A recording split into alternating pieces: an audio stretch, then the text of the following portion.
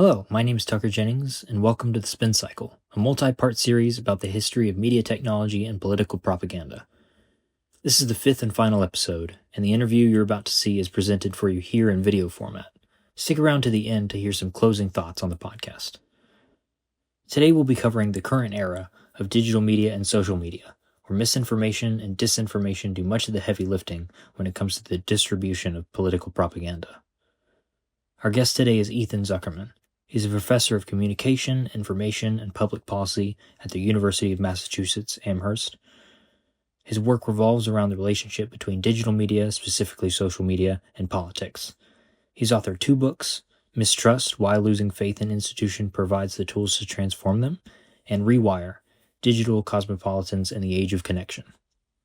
This conversation was extremely enlightening for someone like me who is so intrigued by all the things we've talked about in this podcast. So I hope you find this conversation as fascinating and as helpful as I did. Without further ado, Professor Ethan Zuckerman.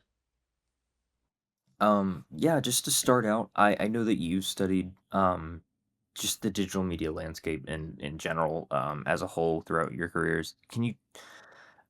I'm interested just to get your take on like where we're at right now. Like, what does that look like to you? I love asking people just like generally, what do you think about all this right now?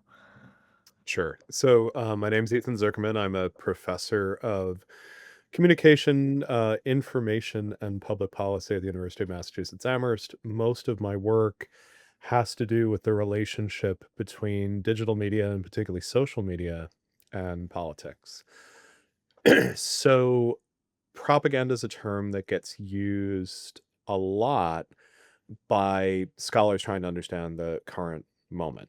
Um, there's a real shift in how we think about what's going on the internet around about 2016.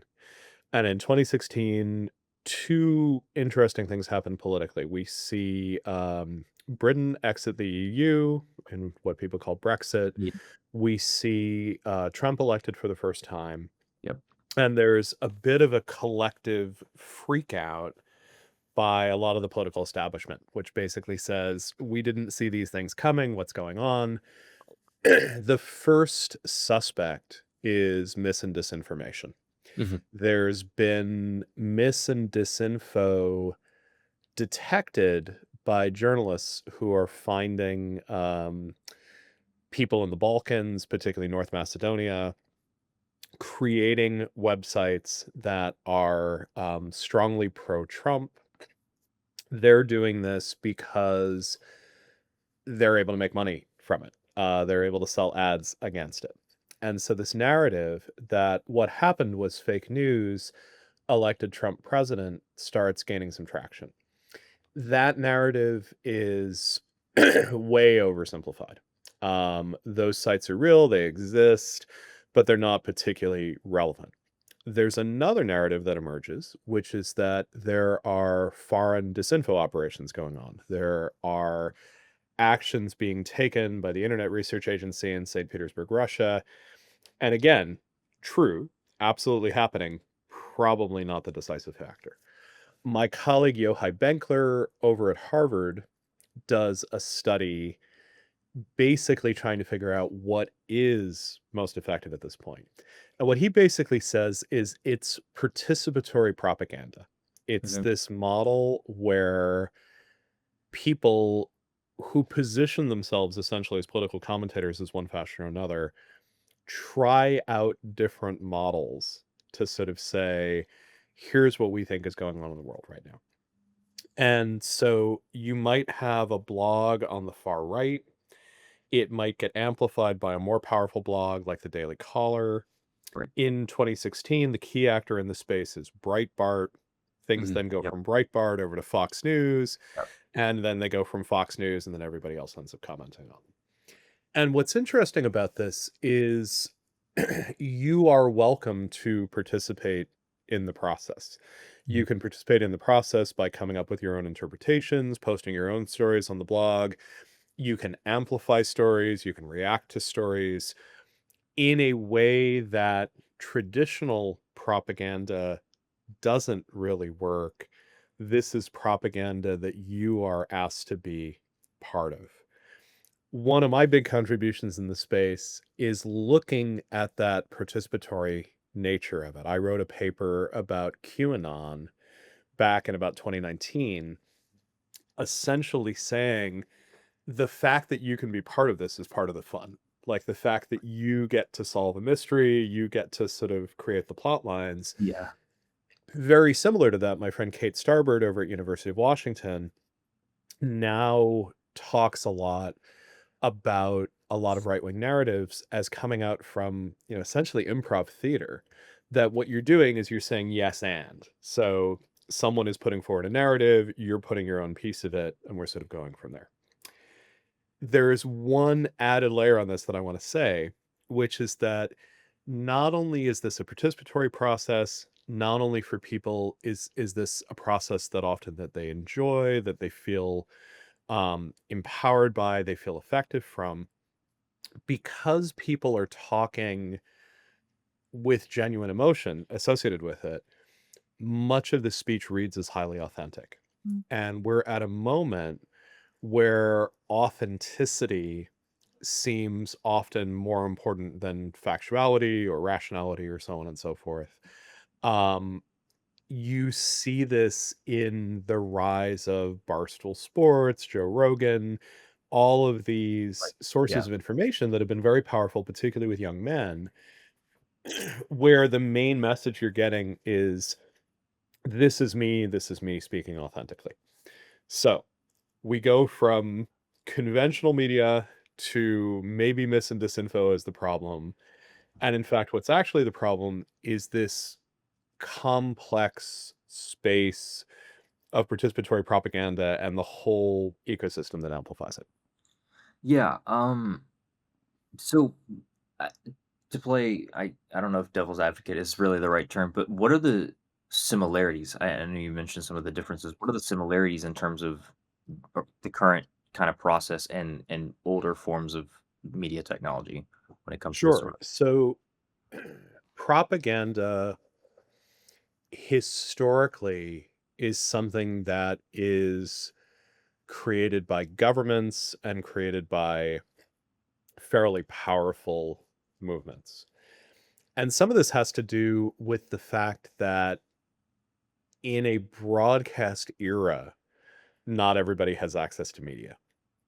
So if what you're trying to do is get everybody on the same page, you want everyone believing roughly the same thing, that's not all that easy to accomplish unless you actually have access to the media or you have access to advertising.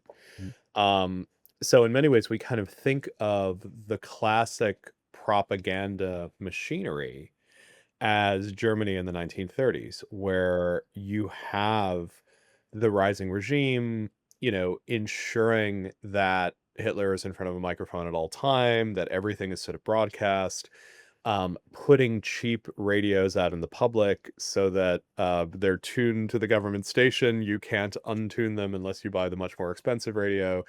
It's the sort of full court press by folks who have an enormous amount of power. Mhm. Um, the US tries to figure out how to react to this. We have a very mixed reaction. There's lots of anti-fascist propaganda. At the same time, there's also lots of people in the US government saying we cannot counter propaganda with propaganda, right? We can't tell people to think freely by, forcing them how to think in a particular way. You end up with moments of real restraint on thought in the United States post World War II. You end up with the various different Red Scares and McCarthyism and lots of ways in which we constrain our information environment. Then we sort of work our way into the 60s and the 70s, where maybe the dominant force is the fairness doctrine. This idea that we're going to put both sides of an issue on television. Right. Obviously not every issue has both sides. Right. Obviously not, both sides aren't always the way to pursue these things, but at least it's an attempt to ensure that you don't have one side in power sort of dominating all of these different things. All this breaks away in the 1980s with the rise of talk radio. Okay. And then suddenly we have a great deal of broadcast power, someone like Rush Limbaugh, so on and so forth, with incredible reach, a singular voice giving us information again and again. Again, playing on authenticity. Mhm. Propaganda works best when it feels like it's just someone telling you their thoughts that's not, a formalized message. So we've seen propaganda work in a lot of different ways over the years. It is a force that is perhaps always evolving, because this highly politicized, oversimplified, persuasive speech is incredibly powerful. What's powerful at different moments in time depends on how media works at different moments in time. And it depends on the mood and sort of the style of the Okay. times. Right now, it's participatory. It may be something entirely different 10 or 20 years from now. Hmm. Yeah, I did wanna touch a bit on, kind of what you were saying is actually one of my questions, which is, propaganda can kinda seem like a weird word to use these days just because I think when you say the word, I think for the average Joe, they might think immediately like radios in Nazi Germany in 1938. But I think something a little bit more familiar to the modern ear is the idea of misinformation and disinformation. I think that's become something that a lot of people are aware of. Um, whether they're still susceptible to it, that's different. But I think that we're definitely aware of those terms and what they mean and everything. Um, to an extent. While there's obviously a difference between online disinformation um, and state-sponsored propaganda, like the sort of days of old. I imagine that there's still, if there were to be a Venn diagram, there's still some overlap. In terms Yep. of um, like traditional state-sponsored propaganda and something more along the lines of like the Breitbart News or something, something like that. Where are those similarities and differences? So, propaganda these days is sort of talking points, slogans, Okay. preferred frames. Um, so maybe just to give you an example of this, we had a teach-in at UMass Amherst very recently, about the current moment in U.S. politics. We had a terrific legal scholar get up and sort of analyze, are we in a constitutional crisis at Hmm. the moment?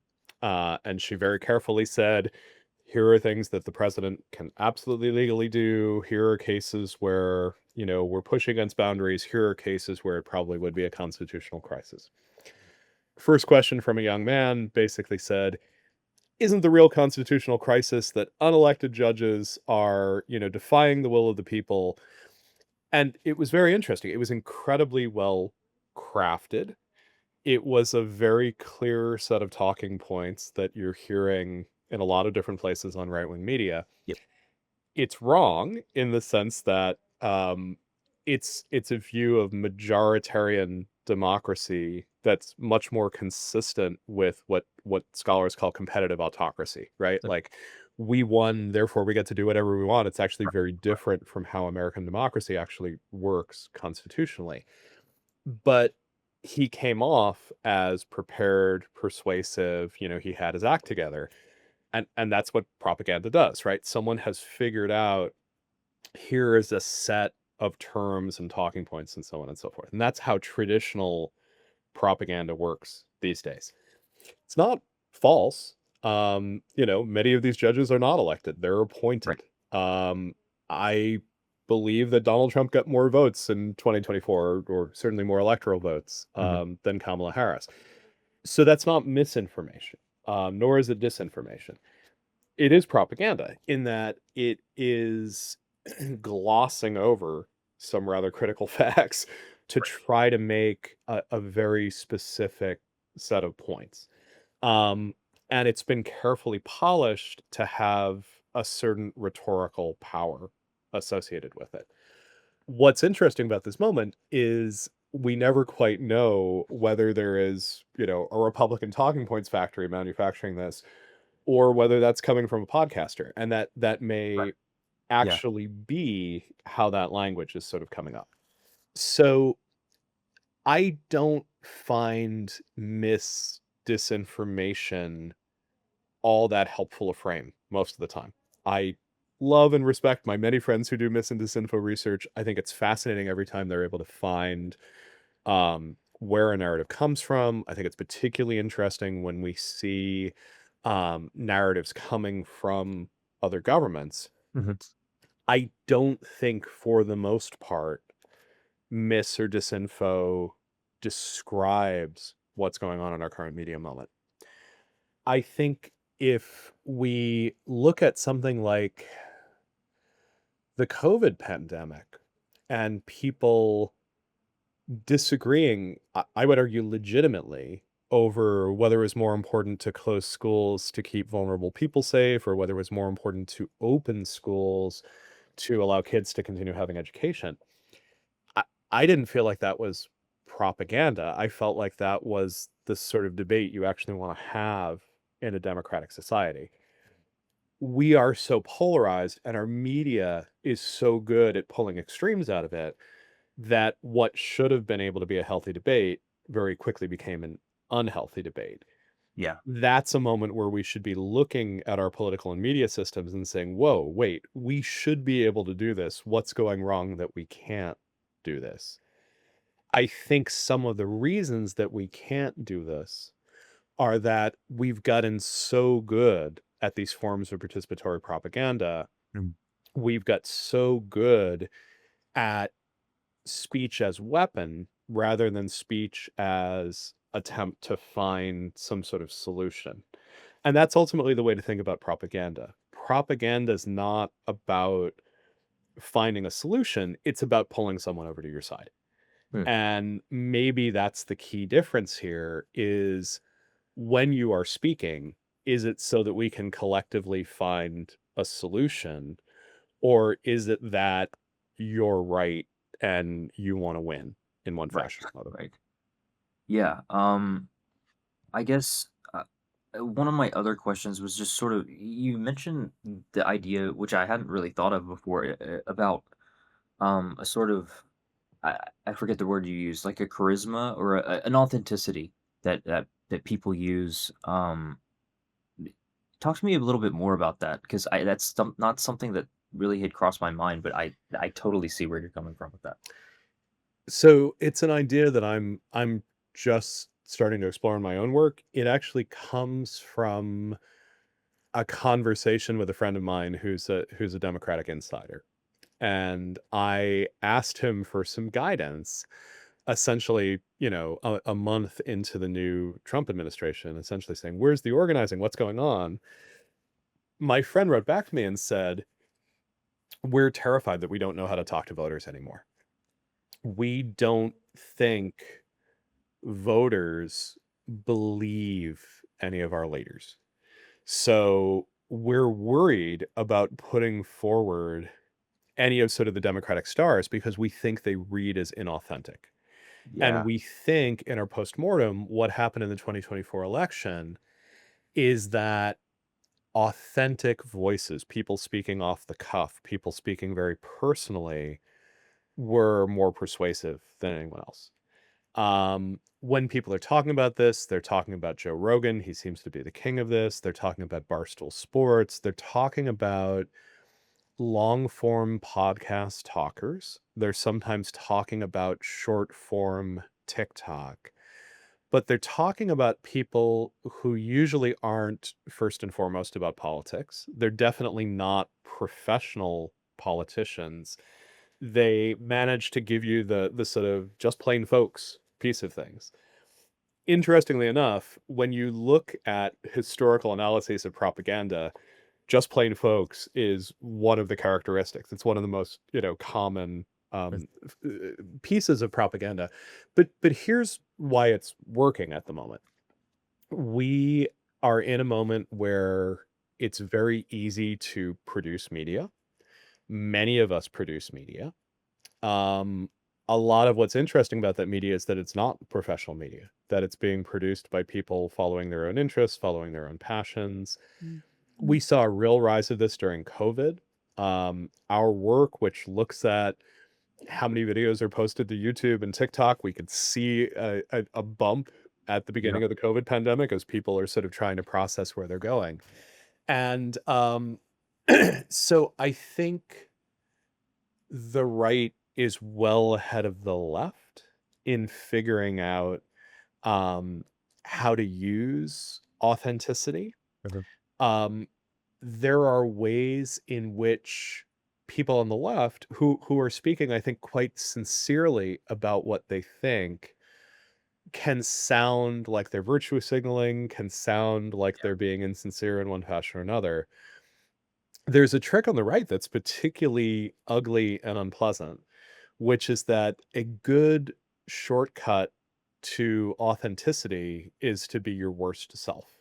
Mhm. So if you are crude or misogynistic or, so on and so forth, there's this way in which the audience sort of goes, well, I guess he's being real. Like, why would anyone make themselves out to be a jerk like that? Right. Um, but we're in a really tough moment if the best shortcut to attention is to put forward your worst self. Yeah. And if people being their best self read as inauthentic and therefore not worth listening to. And so a lot of what I'm trying to figure out at this point is, is this a characterization of the moment? And if it is a characterization of the moment, what do we do with it? Yeah. Um, Propaganda's hard. Um, I teach propaganda and sort of propaganda combating techniques in a class that I call Defending Democracy in a Digital World. Mm. And we go back and we look during World War II. And the Department of the Army produces this film in which a right wing populist politician stands up in a town square and basically demands that America throw out the Jews and the blacks and the Masons and so on and so forth. And you see a guy in the audience who's ready to go along with it until he says the Masons. And then the guy realizes, oh, I'm a Mason. They want to throw me out too. And then it's like, what's wrong with the Masons? Mhm. And then a professor from Hungary comes and tells him this is exactly what happened in Germany. And so you're watching this, and literally the Department of the Army in 1942 is teaching my lecture on countering propaganda. And they're putting this out as a newsreel in every movie theater where people are seeing things to try to do what we now call pre-bunking, right? So pre-bunking is coming in and saying, here's what the media is going to try to do. People are going to try to position things these ways. These are the techniques they're going to use. I want to tell you about them so that you're ready to prepare and use them. If you want to find it, by the way, it's an amazing film. It's called Don't Be a Sucker. And it gets dated either 42 or 45, depending on which version you see. But it is this extraordinary document because it is literally the US government, trying to figure out how to debunk propaganda. And we know that pre-bunking works. We use it with mis and disinformation. We're Mhm. able to say, hey, you're going to start seeing reports that say the following. It's not true. This is what they're trying to manipulate, so on and so forth.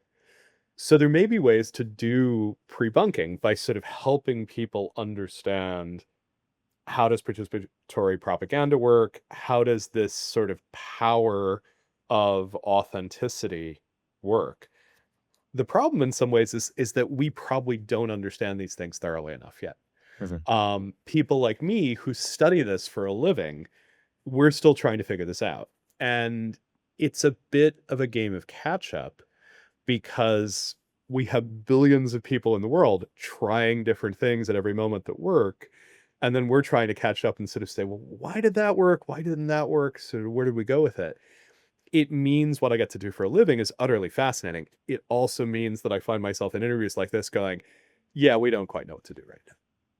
Gotcha. Yeah. Well, that kind of gets into my kind of almost my last question, which is, I mean, I think there's something to say. One of the main points of the podcast, the series that I'm doing, is kind of to look at these historical watermarks, where there's a specific media technology that's kind of the main driver of propaganda at that moment in time, and kind of to lead up to the question of us being in one of those moments right now, and whether, there's that idea that history doesn't repeat itself, but it does rhyme, Hmm. and trying to figure out whether we are in one of those rhyming situations, or whether, like you've been saying with participatory propaganda, where there's not just a just where there's not just consumption of propaganda at a whole new level because of digital media, but creation of social media, or a creation of propaganda at a new level by kind of your average Joe. Whether that's like a new thing that we should be worried about, or am I being So paranoid? so let me let me take a crack at it. I think propaganda historically has benefited from repetition. If everyone's saying the same thing at the same time, it must be true. And we actually know that repetition's very powerful. There are reasons why Trump insists over and over and over again that he won the 2020 election. It's something that went from total absurdity to something that many Americans accept, and repetition was a piece of it. What's interesting though is repetition can also look like dysfunction. It can also look like herd mentality. Um, I, James Clyburn, I think, ends up saying, "We're riding with Biden. We're riding with Biden," just over and over and over again. Every time someone says, "Is Joe Biden cognitively compromised? Is he too old for this job?" And that repetition combined with many, many other Democrats just sort of over and over and over saying, "There's no problem. Joe Biden is great. He's a brilliant leader." Red is so incredibly inauthentic, clueless, tone deaf, unaware. One of the things about participation is that humans are really creative. And so, if the idea is, well, Trump won, this is what democracy means. We can have real change. And then you go to people who are enthusiastic about Trump winning and enthusiastic about the changes that Trump's making, you could get thousands of different ideas sort of coming out very quickly. Mm. And they might have some of the same themes associated with them, but someone's going to come up with a killer phrase or someone's going to come up with a wonderful visual. And it's very powerful what can sort of come out of this. When I look at movements that have been successful, they're unified around a theme, but they also have an enormous amount of space for improvisation. Um, Black Lives Matter has been very effective at sort of saying we're going to look at different ways in which Black lives are not valued as Mm. much as other lives, and then has been able to grab different issues, different causes, knit them associated with it. My favorite activism has been folks against the TikTok ban, very creatively doing a set of videos saying goodbye to their Chinese spy masters, and then performatively moving over to another Chinese social Right. media platform. So really creative ways of essentially saying. We're going to make the point that we don't believe this national security argument, and we're going to do it through these sort of creative different means. Mhm. So I think participation and the fact that we've made it so easy to create and disseminate media, that so many of the companies that let us create and disseminate media have the incentive of that media going viral, influencing a lot of people. This is a really interesting and fertile field where some new behaviors can happen. I think if we're going to pre-bunk this stuff, it's not by saying, look for this word or this phrase. It's going to be by pre-bunking the thinking behind it. So the way that I would pre-bunk that young man who's essentially saying, Trump won isn't the problem that he doesn't get to carry out his agenda. My pre-bunking is actually explaining the difference between liberal democracy and, majoritarian democracy, the difference between rule of law and authoritarian rule. That's not an easy thing to explain in a soundbite. But Mhm. maybe if I start doing it, I can find folks on my side of the issue who are going to help me do a better job of communicating it than I, as a 52-year-old gray bearded professor, I'm going to do to, TikTok youth. Mhm. Um, but that idea of let's go after the thinking, let's go after the ideas, let's understand that the actual way in which they're going to get conveyed is going to be something that has millions of actors working from all different perspectives of. I think that's a shift that actually is quite different at this moment in time. Awesome. And you sort of tapped on a little bit. Looking forward, um, any outright positives that you see? In terms of debunking, do you think that there's hope for that on a larger scale? Let me start by saying that I think a lot of people despair at the current media environment. They sort of look at it and say, "Oh my God, can't we go back to three television channels? Dan Rather tells us what's actually happening in the world. We all agree on a common set of facts." There are a lot of problems with that world. And the biggest problem with that world is if you were not a white, straight dude, you probably weren't well represented in that world. And even if you were a white, straight, not wealthy dude, maybe you weren't super well represented in that world. Um, when we think about, these sort of simpler realities that people like to hell back to, they were often pretty exclusionary Mhm. moments. And one of the things that really is wonderful about this moment in time is that you do hear from people who you might not otherwise have heard from. People can end up having a voice and being very influential, even if no one knew who they were a few days before. And there are some things that are really quite wonderful about that.